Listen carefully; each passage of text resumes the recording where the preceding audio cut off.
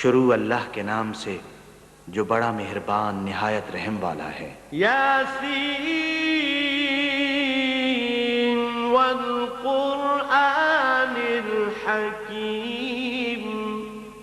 اہل تقوی کی صورت بنا لیجئے، نور سنت سے چہرہ سجا لیجئے۔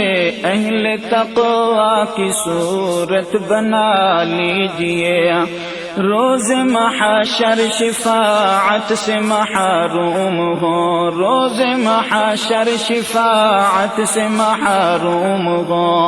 اپنی مونچھیں نہ اتنی بڑھا لیجئے، اپنی مونچھیں نہ اتنی بڑھا لیجئے۔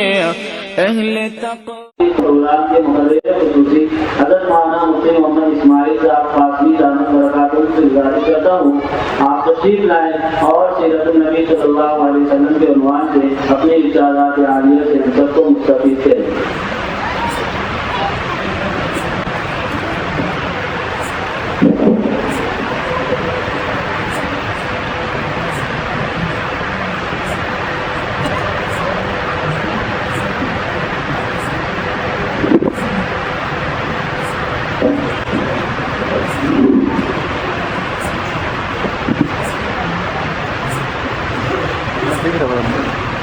مسئلہ نہیں تو براتن منداز بول رہا بسم اللہ الرحمن الرحیم نحمده ونصلی علی رسوله الکریم اما بعد اعوذ باللہ من الشیطان الرجیم بسم اللہ الرحمن الرحیم لقد كان لكم في رسول الله أسوة حسنة وقال النبي صلى الله عليه وسلم لا يؤمن أحدكم حتى يكون هواه تبعا لما جئت به صدق الله العظيم وصدق رسوله النبي الكريم۔ صدر محترم، علماء کرام، بزرگوں، دوستوں، سیرت النبی صلی اللہ علیہ وسلم کے سلسلے کا ایک جلسہ اور پروگرام آج کا یہ پروگرام ہے۔ ہم نے نبی کریم صلی اللہ علیہ وسلم کی ولادت باسعادت سے پہلے کے حالات، آپ کی ولادت مبارکہ، آپ کا بچپن، آپ کی جوانی، ملک شام کا سفر، حضرت خدیجہ سے نکاح، مکہ مکرمہ میں آپ کو نبوت کا ملنا، نبوت ملنے کے بعد مکے کی 13 سالہ مظلومانہ زندگی، اور پھر اس کے بعد ہجرت کا مبارک سفر، مدینہ منورہ تشریف آوری، اور مدینہ منورہ آنے کے بعد مسجد نبوی کی تعمیر اور نماز باجماعت کا سلسلہ، اذان کی ابتدا اور تحویل قبلہ، یہ تفصیلات ہم نے پچھلے پروگراموں میں سنی۔ نبی کریم صلی اللہ علیہ وسلم ہجرت کر کے جب مدینہ منورہ تشریف لائے تو سب سے پہلے آپ نے اللہ کا گھر تعمیر کیا، اور مسجد نبوی کی تعمیر کی تفصیلات گزر چکی، آپ نے احترام سے اسے سنا۔ جب نبی کریم صلی اللہ علیہ وسلم نے مسجد تعمیر کی تھی تو قبلہ جو ہے بیت المقدس تھا۔ بخاری شریف کی روایت میں آتا ہے کہ 16 یا 17 مہینے آپ نے بیت المقدس کی طرف رخ کر کے نمازیں ادا کی، لیکن آپ کی چاہت اور آپ کی منشا یہ تھی کہ آپ کے جد امجد حضرت ابراہیم علیہ السلام کے قبلے کو ہمارا قبلہ بنایا جائے۔ مکہ مکرمہ میں رہتے ہوئے آپ کے لیے یہ سہولت تھی کہ آپ اس طرح نماز ادا کیا کرتے تھے کہ بیت اللہ بھی آپ کے سامنے ہوتا تھا اور آپ کا رخ بھی بیت المقدس کی طرف ہوتا تھا۔ لیکن ہجرت کے بعد مدینہ منورہ میں اس چیز کو برقرار رکھنا اور اس طریقے پر نماز ادا کرنا کہ دونوں قبلے آپ کے سامنے ہو ناممکن تھا۔ مدینہ منورہ کا محل کہ اس کے ایک طرف مکہ مکرمہ اور بیت اللہ تھا اور دوسری طرف بیت المقدس تھا. جب آپ بیت المقدس کی طرف رک کر کے نماز ادا کیا کرتے تھے تو آپ کی پیٹھ اور آپ کی پشت مبارک بیت اللہ کی طرف ہوا کرتی ہے. قرآن کریم میں سورہ بقرہ میں یہ حکم ہے کہ اللہ کے نبی صلی اللہ علیہ وسلم بار بار آسمان کی طرف اپنا چہرہ اٹھایا کرتے تھے اور آسمان کی طرف دیکھا کرتے تھے, اور آپ کی منشا یہ تھی کہ اللہ تعالیٰ آپ کے لیے اسی قبلے کو کعبہ قرار دے جو حضرت ابراہیم علیہ السلام کا قبلہ ہے. قرآن کریم میں آتا ہے قد نرى تقلب وجهك في السماء, محبوب ہم دیکھتے ہیں بار بار آپ کے چہرے کا آسمان کی طرف اٹھانا. پھر حکم آیا کہ فولی وجہ کا شطر المسجد الحرام, کہ آپ اپنا رخ بیت المقدس کے بجائے اب بیت اللہ کی طرف کر لیں. حدیث پاک میں آتا ہے کہ آپ نماز پڑھا رہے تھے, درمیان نماز یہ وحی نازل ہوئی کہ اب آپ اپنا رخ بیت اللہ کی طرف کر لیں. حدیث پاک میں آتا ہے کہ نبی کریم صلی اللہ علیہ وسلم کس جگہ کھڑے تھے وہاں سے چل کر کے آپ جو آخری صف تھی اس آخری صف میں اس طرح آ کر کے کھڑے ہوئے کہ آپ کا رخ بیت اللہ کی طرف ہو جائے. اور جو لوگ آپ کے پیچھے نمازیں ادا کر رہے تھے انہوں نے اسی جگہ کھڑے ہوئے اپنا رخ چینج کیا, تبدیل کیا کہ بیت المقدس کی طرف رخ تھا اب پلٹ کر کے بیت اللہ کی طرف رخ کر دیا. اس طرح نماز شروع ہوئی تو جو پہلی صف تھی نماز ختم ہونے پر وہ آخری صف ہو گئی, اور جو آخری صف تھی وہ پہلی صف بن گئی. تحویل قبلہ کا حکم آیا, پوری تفصیل میں نے پچھلے پروگرام میں رکھی تھی. اب نماز با جماعت ادا کی جاتی تھی تو پھر یہ مسئلہ درپیش ہوا کہ کس طرح لوگوں کو نماز با جماعت کے لیے جمع کیا جائے. وہ تفصیل بھی گزر چکی, اور پھر حضرت عبداللہ ابن زید ابن عبد ربی نے خواب دیکھا, اور خواب کے اندر انہیں یہ بات بتائی گئی کہ لوگوں کو نماز کے لیے کس طرح جمع کیا جائے. پوری اذان آپ کو حضرت جبرائیل نے خواب میں بتائی. جب اذان دی جانے لگی عبداللہ ابن زید ابن عبد ربی نے نبی کریم صلی اللہ علیہ وسلم کے سامنے اپنا خواب رکھا تو حضور پاک صلی اللہ علیہ وسلم نے یہ حکم دیا کہ حضرت بلال کی آواز تم سے زیادہ بلند ہے, فَإِنَّهُ أَنْدَى صَوْتًا مِنْكَ, کہ ان کی آواز تمہاری آواز سے بلند ہے, تم اذان کے کلمات ان کو بتاؤ, تعلیم کرو, ان کے سامنے یہ جملے رکھو. حضرت بلال انہی جملوں کو بلند آواز کے ساتھ اذان کی شکل میں دہراتے رہے. اذان ہونے لگی, حضرت عمر فاروق رضی اللہ تعالیٰ عنہ نے جو بھی انہوں نے بھی خواب دیکھا تھا, اور جب اذان کی آواز سنی تو وہ گھبرا کر کے جلدی نبی کریم صلی اللہ علیہ وسلم کی خدمت میں مسجد نبوی تشریف لائے, اور آ کر اپنا خواب بھی بتایا کہ اللہ کے رسول صلی اللہ علیہ وسلم میں نے بھی خواب دیکھا اور مجھے بھی خواب میں یہ کلمات اذان لائے گئے, بتائے گئے. حضور پاک صلی اللہ علیہ وسلم کی تائید اور تصدیق کے بعد اذان کو شریعت کے ایک حکم کا درجہ ملا. آج اذان نماز باجماعت کے لیے سنت ہے.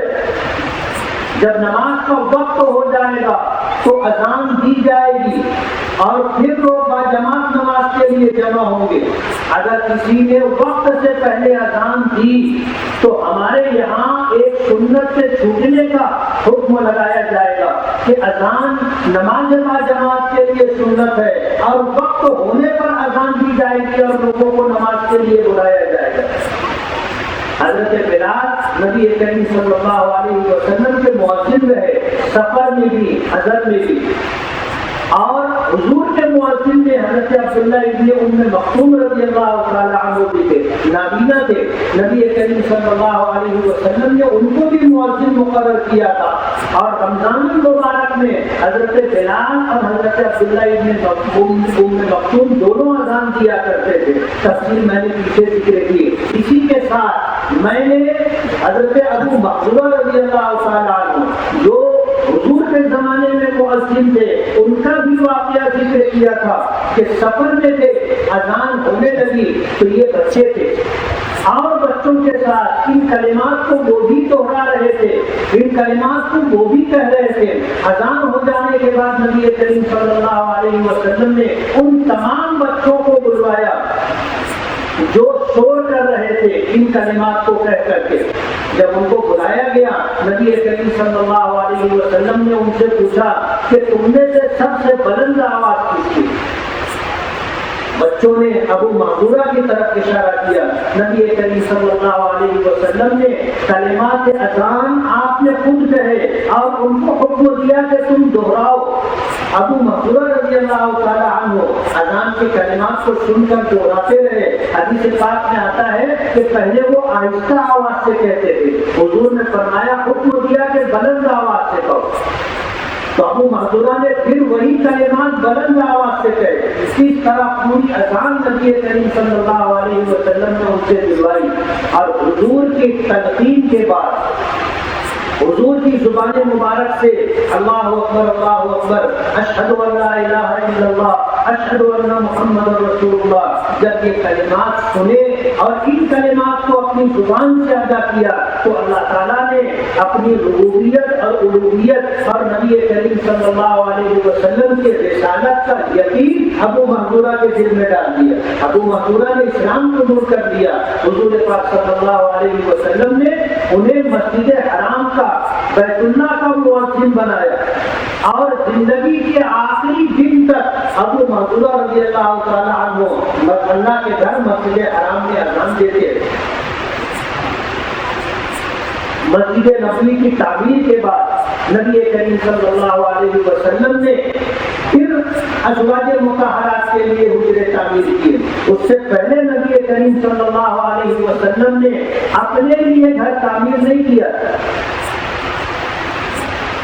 آپ نے پہلے دو حجرے بنوائے، ایک حضرت سودا بنت زمعہ رضی اللہ تعالیٰ عنہ کے لیے، اور ایک حجرہ آپ نے حضرت عائشہ صدیقہ رضی اللہ تعالیٰ عنہ، ان دونوں کے لیے آپ نے حجرے بنوائے، اور پھر آپ نے ان دونوں کو لینے کے لیے مدینہ منورہ سے ایک صحابی کو روانہ کیا مکہ مکرمہ۔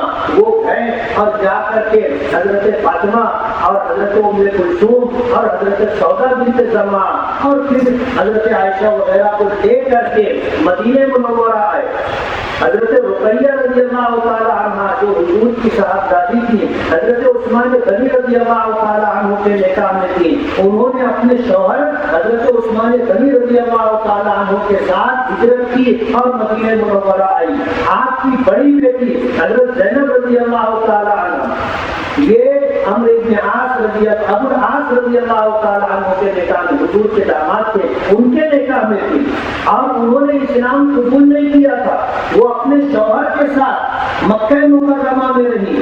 میں نے پیچھے تفصیل سے وہ واقعہ ذکر کیا تھا کہ نبی کریم صلی اللہ علیہ وسلم کی ہجرت کے بعد حضرت زینب رضی اللہ تعالی عنہ غزوہ بدر کے واقعے کے پیش آنے کے بعد مدینہ منورہ آئی تھی، اور اس کی تفصیل انشاءاللہ آگے جب غزوہ بدر کی تفصیل کا موقع آئے گا اس موقع پر ساتھ میں اس واقعے کو بھی ذکر کریں گے۔ نبی کریم صلی اللہ علیہ وسلم نے ازواج مطہرات کے لیے جو حجرے بنوائے تھے وہ کھجور کی پتیوں کے، کچی اینٹوں کے تھے، مٹی کی دیوار تھی، اور دروازے کی جگہ ٹاٹ یا کمبل کا پردہ ہوتا تھا، ایسے حجرے تھے۔ اور پھر بوقت ضرورت آپ ازواج مطہرات کے لیے حجرے بنواتے رہے۔ نبی کریم صلی اللہ علیہ وسلم نے ازواج مطہرات کو جو حجرے بنوا کر کے دیے تھے، تفسیر کتابوں میں ملتی ہے کہ اس کی نوعیت یہ تھی کہ مٹی کی دیواریں تھی یا کھجور کے پتوں کے ٹٹر تھے اور کھجور کے پتیوں کی چھت تھی۔ حضرت عائشہ صدیقہ رضی اللہ تعالی عنہ فرماتی ہے کہ حجرے اتنے مختصر اتنے چھوٹے ہوا کرتے تھے کہ نبی کریم صلی اللہ علیہ وسلم جب رات میں تہجد کی نماز ادا کیا کرتے تھے تو حضرت عائشہ رضی اللہ تعالی عنہ فرماتی ہے کہ میں حضور کے سامنے بیٹھی رہا کرتی، اتنی جگہ نہیں تھی کہ حضور پیچھے سرک کر کے نماز پڑھ لیتے اور سجدہ کر لیتے، تنگ جگہ تھی. حضرت عائشہ رضی اللہ تعالیٰ عنہ فرماتی ہیں کہ حضور بہت لمبا لمبا بیان کیا کرتے تھے, دیر تک قرآن کریم کی تلاوت کیا کرتے تھے. تہجد کی نماز آپ پر فرض تھی. جب آپ سجدے میں جانے لگتے تھے تو میرے پیروں کو یا میرے جسم کو ہاتھ لگایا کرتے تھے تو میں اپنا پیر سمیٹ لیتی تھی, تو نبی کریم صلی اللہ علیہ وسلم سجدہ کیا کرتے تھے. اور یہ گزرے اسی طرح رہے ایک زمانے تک. بعد میں جب خلیفہ مروان کا حکم آیا کہ ان حجروں کو مسجد نبوی میں شامل کر دیا جائے تو مدینہ منورہ میں کوہرام مچ گیا تھا. ازواج مطہرات کے حجرے مسجد نبوی میں شامل کیے جانے لگے تو ان کو ظاہر بات ہے یہ نشانی تھی نبی کریم صلی اللہ علیہ وسلم کے مکانات کی, ازواج مطہرات کے حجروں کی. اور اہل مدینہ یہ چاہتے تھے کہ یہ حجرے علی حالہ جیسے ہیں ایسے ہی باقی رہے, تاکہ دنیا کے لوگ آئے تو دیکھیں کہ جس شخص کے ہاتھ پر اللہ نے دنیا کے خزانوں کی کنجیاں رکھی تھی اس نے کیسے معمولی جھوپڑوں کے اندر اپنی زندگی گزاری. لوگ دیکھتے اور لوگ دیکھ کر کے اس سے عبرت حاصل کرتے. لیکن ظاہر بات ہے مسجد نبوی کی تعمیر, اس کی توسیع کی ضرورت تھی, اور ازواج مطہرات کے حجرے مسجد نبوی سے لگ کر کے تھے, اور توسیع کے لیے ضرورت تھی کہ ان جگہوں کو مسجد میں شامل کیا جائے, تو ان جگہوں کو پھر ختم کیا گیا. ورنہ اس حجروں کو مسلمانوں نے, اہل مدینہ نے باقی رکھا تھا کہ اسی طرح رہے. ان حجروں کے اندر چراغ بھی نہیں جلتے.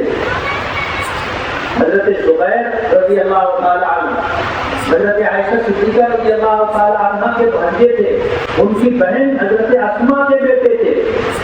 جب اپنی خالہ حضرت عائشہ سے یہ روایت سنی کہ حضور کو سجدہ کرنا ہوتا تھا تو وہ ہاتھ لگاتے تھے حضرت عائشہ کو, اور حضرت عائشہ اپنا پیر سمیٹ لیتی تھی, سب حضور سجدہ کیا کرتے تھے. تو حضرت زبیر رضی اللہ تعالی عنہ نے کہا تھا کہ خالہ تم اپنا پیر خود سے ہی کیوں نہیں سمیٹ لیتی؟ تو حضرت عائشہ رضی اللہ تعالی عنہ نے جواب دیا تھا کہ بیٹے اس وقت گھر میں چراغ نہیں جلتے, گھر میں اندھیرا رہتا تھا, میرے آقا سجدے میں آ رہے ہیں مجھے دکھائی نہیں دیتا تھا. گھر میں چراغ بھی جلانے کے لیے تیل نہیں ہوتا تھا. حضور پاک صلی اللہ علیہ وسلم نے زندگی کس طرح گزاری, ازواج مطہرات کے حجرے تعمیر کیے. نبی کریم صلی اللہ علیہ وسلم جب ہجرت کر کے مدینہ منورہ پہنچے, مسجد نبوی کی تعمیر, اب مسجد نبوی کی تعمیر ہوئی. اور پیچھے میں نے بتایا تھا کہ ہجرت کر کے آنے والے مہاجر صحابہ کرام کا نبی کریم صلی اللہ علیہ وسلم نے انصار کے ساتھ بھائی چارے کا رشتہ قائم کیا, جسے موافقات کہتے ہیں, بھائی چارے کا رشتہ. اور جو لوگ سفر کر کے آئے تھے, ہجرت کر کے آئے تھے, نبی کریم صلی اللہ علیہ وسلم نے جن کی مواقعات قائم فرمائی تھی, یہ تقریباً پہلی مواقعات میں 19 لوگ تھے یا 18 لوگ تھے. نبی کریم صلی اللہ علیہ وسلم جن کی مواقعات کا رشتہ قائم فرمایا. پھر جب آپ نے دوسری مرتبہ مواقعات قائم فرمائی, بھائی چارے کا رشتہ بنایا, تو اس موقع پر تقریباً 45 صحابہ کرام تھے مہاجر جن کے مواقعات کا رشتہ حضور نے اہل مدینہ انصار کے ساتھ کیا. حضرت علی رضی اللہ تعالی عنہ رہ گئے. حضرت علی رضی اللہ تعالی عنہ نے عرض کیا تھا کہ اللہ کے رسول مجھے آپ نے کسی کا بھائی نہیں بنایا. حضور پاک صلی اللہ علیہ وسلم نے فرمایا تھا کہ علی تم میرے بھائی رہو. کسی انصاری سے مواقعات کا رشتہ قائم نہیں فرمایا, حضرت علی کو اپنا بھائی بنایا. اور حضرت علی مواقعات کے رشتے ایسے بھی حضرت علی آپ سے چچا زاد بھائی تھے, لیکن جس طرح اور مہاجر کا انصار کے ساتھ آپ نے بھائی چارے کا رشتہ قائم کیا تھا, تو حضرت علی رضی اللہ تعالیٰ عنہ کو نبی کریم صلی اللہ علیہ وسلم نے اپنا بھائی بنایا. مدینہ منورہ پہنچنے کے بعد نبی کریم صلی اللہ علیہ وسلم کی خدمت میں یہودی علماء بھی آئے.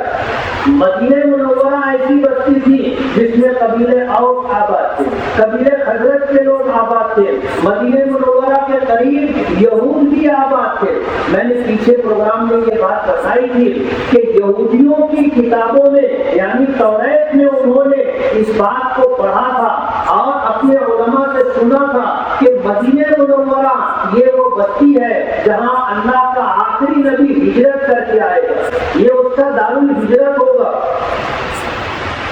آخری نبی کے انتظار میں یہودیوں نے مدینہ منورہ کے قرب جوار میں اپنی آبادیاں قائم کی تھی، ان کے قلعے تھے۔ بنو قینقاع ہے، بنو نذیر ہے، بنو قریظہ ہے اور خیبر کے اندر یہود تھے۔ یہ وہ لوگ تھے جو نبی کریم صلی اللہ علیہ وسلم کی آمد کے منتظر تھے۔ کتابوں میں آتا ہے کہ جب ان کا جھگڑا یا ان کی جنگ قبیلے اوس اور خزرج یعنی اہل مدینہ کے ساتھ ہوتی تھی اور یہود کم تھے تعداد میں، شکست کھاتے تھے، تو وہ کہا کرتے تھے کہ رک جاؤ، ایک آخری نبی آنے والا ہے، ہم اس کے ہاتھ پر ایمان لائیں گے اور اس کا ساتھ ہونے کی وجہ سے اللہ کی مدد ہمارے ساتھ ہوگی اور ہم تم پر غالب آ جائیں گے۔ یہی وہ پس منظر تھا، یہی وہ باتیں تھی جس کو سن کر کے اہل مدینہ نے اسلام قبول کرنے میں پہل کی۔ میں نے عقبہ اولا اور عقبہ ثانیہ یعنی حج کے موقع پر مینا کی گھاٹی میں مدینے سے آنے والے جن لوگوں نے اسلام قبول کیا تھا اس کی وجہ یہی بات تھی کہ جب انہوں نے نبی کریم صلی اللہ علیہ وسلم کے متعلق سنا اور ان کی بات سنی اور ان سے ملاقات کی تو آپس میں انہوں نے یہ گفتگو کی تھی، آپس میں ان کا یہ مذاکرہ ہوا تھا کہ یہودی کہتے ہیں کہ اللہ کا آخری نبی آنے والا ہے، کہیں ایسا نہ ہو کہ وہ ہم سے پہلے اسلام قبول کر لیں اور انہیں اللہ کے نبی کی رفاقت اور معیت حاصل ہو جائے، اللہ کے نبی کا ساتھ ان کے ساتھ ہو جائے، ان سے پہلے ہمیں اسلام قبول کر لینا چاہیے۔ تو انہوں نے مینا کے میدان میں نبی کریم صلی اللہ علیہ وسلم کے ہاتھ پر ایمان لایا اور حضور نے ان کو ذمہ دار اور نقیب بنایا تھا۔ مدینہ منورہ آ کر سال بھر انہوں نے محنت کی اور پھر مدینے سے حج کے نام پر حاجیوں کا ایک قافلہ لے کر کے چلے اور انہوں نے نبی کریم صلی اللہ علیہ وسلم کے ہاتھ پر ایمان قبول کیا۔ اس طرح قبیلے اوس اور خزرج کے لوگوں نے پہلے ایمان قبول کیا، حج کے لیے آتے تھے۔ اللہ کے نبی صلی اللہ علیہ وسلم لوگوں کے درمیان دعوت و تبلیغ کے لیے جاتے تھے، لوگوں سے ملاقات کیا کرتے تھے، لوگوں کے گھر پر جانا، لوگوں کی مجلسوں میں بیٹھک میں جانا، لوگوں سے بازار میں ملاقات کرنا، اور نبی کریم صلی اللہ علیہ وسلم نے حج کے ایام میں باہر سے آنے والے لوگوں سے ملاقات کے لیے مینا کی وادی میں، مینا کی گھاٹی میں لوگ ادھر ادھر متفرق کھیلے بنا کر کے رہا کرتے تھے۔ نبی کریم صلی اللہ علیہ وسلم ان کے پاس جا کر کے اسلام کی دعوت اور اسلام کا پیغام پیش کیا کرتے تھے۔ انہی لوگوں میں اہل مدینہ بھی تھے جنہوں نے نبی کریم صلی اللہ علیہ وسلم کے ہاتھ پر ایمان قبول کیا تھا۔ اللہ کے رسول صلی اللہ علیہ وسلم جب مدینہ منورہ آئے تو مدینہ منورہ میں یہود اور ان کے علماء نے آ کر کے حضور سے ملاقات کی اور وہ نشانیاں، وہ علامات جو نبی آخر الزمان کی ان کی کتابوں میں ملتی تھی، اس پر نبی کریم صلی اللہ علیہ وسلم کو جانچا پرکھا اور یہ اس بات کا انہیں یقین ہو گیا کہ یہ اللہ کے آخری نبی ہے۔ لیکن اسلام اس لیے قبول نہیں کیا کہ حضرت ابراہیم علیہ السلام کی اولاد میں حضرت اسماعیل تھے اور حضرت اسحاق تھے، یہودی حضرت اسحاق کی نسل سے تھے اور ان کا گمان یہ تھا کہ آخری نبی بھی آئیں گے تو وہ حضرت اسحاق کی اولاد سے ہوں گے۔ اور میں نے پیچھے یہ بات بتائی تھی کہ حضرت اسحاق کی اولاد میں 10,000 انبیاء کرام علیہ السلام تشریف لائے، تو ان کا گمان یہ تھا کہ یہ جو نبوت اور رسالت کا مبارک سلسلہ چل رہا ہے یہ حضرت اسحاق کی اولاد ہی میں رہے گا اور نبی آخر الزمان حضرت اسحاق کی اولاد ہی میں آئیں گے۔ لیکن اللہ پاک کا فیصلہ کچھ اور تھا اور اللہ پاک نے آخری نبی حضرت ابراہیم علیہ السلام کے بیٹے حضرت اسماعیل علیہ السلام کی نسل میں مبعوث فرمائے۔ یہودیوں کو اسی بات پر اعتراض تھا اور یہی چیز ان کے لیے ناقابل قبول بنی، ورنہ وہ اللہ کے رسول صلی اللہ علیہ وسلم کو اس طرح پہچانتے تھے جیسے انسان اپنے بیٹوں کو پہچانتا ہے۔ قرآن کریم میں اللہ کا فرمان ہے یعرفونہ کما یعرفون ابناءہم، وہ آپ کو اس طرح پہچانتے ہیں جیسے انسان اپنی اولاد کو پہچانتا ہے۔ لیکن اس وجہ سے اسلام قبول کرنا ان کے لیے مشکل ہو گیا اور ان کے لیے اعتراض کی بات ہو گئی کہ حضرت اسحاق علیہ السلام کی اولاد یعنی بنی اسرائیل میں آخری نبی کیوں نہیں آئے؟ حسد کی وجہ سے، جلن کی وجہ سے مخالفت کی، اور آج تک وہ مخالفت کر رہے ہیں۔ نبی کریم صلی اللہ علیہ وسلم کو نبی تسلیم نہیں کیا، ایمان نہیں لائے، حالانکہ جانتے تھے، پہچانتے تھے، ان کو پورا یقین تھا کہ یہ اللہ کے آخری نبی ہیں، لیکن اسلام قبول نہیں کیا۔ لیکن جن لوگوں کے حصے میں اللہ نے سعادت لکھی تھی انہوں نے ایمان قبول کیا، اور یہودیوں کے علماء نے ایمان قبول کیا، نبی کریم صلی اللہ علیہ وسلم کی خدمت میں آئے۔ بخاری شریف میں تفصیل سے آتا ہے حضرت عبداللہ ابن سلام رضی اللہ تعالیٰ عنہ جو یہودیوں کے بہت بڑے عالم تھے، نبی کریم صلی اللہ علیہ وسلم کی خدمت میں آئے اور توریت میں آخری نبی کے تعلق سے جو نشانیاں اور علامات تھی ان نشانیوں اور علامات پر نبی کریم صلی اللہ علیہ وسلم کو دیکھا، پرکھا اور آپ کو ان نشانیوں اور علامات سے پہچان لیا کہ یہی نبی ہے، اسلام قبول کیا۔